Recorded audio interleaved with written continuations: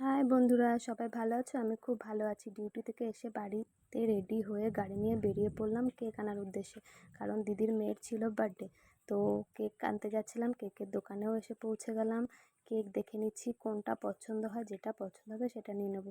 Last আমার এটা পছন্দ হয়ে গেল, এটা নিয়ে বেরিয়ে পড়লাম বাড়ির উদ্দেশ্যে। ওখান থেকে আসার সময় দাদার দোকানে ঢুকেছিলাম একটু। দাদার নার্সারি আছে, দাদার নার্সারিটা আছে মুচিপাড়াতে, রামসীতা মন্দিরের ঠিক অপোজিট সাইডে। তোমরা চাইলে ওখানে গিয়ে ভিজিট করতে পারো। এখানে সমস্ত রকমের গাছ, মাছের অ্যাকোরিয়াম সব কিছু পাওয়া যায়। ঘোরা হয়ে গেলে ওখান থেকে বেরিয়ে পড়লাম বাড়ির উদ্দেশ্যে, কারণ আমাদের অপেক্ষায় সবাই বসে আছে। আমরা গেলে তারপর কেক কাটিং হবে। তো আসার পরে বার্থডে সেলিব্রেট শুরু হয়ে গেল। সবাই মিলে কেক কাটিং করে নেওয়ার পরে সবাইকে কেক খাইয়ে দিচ্ছিল সবাইকে।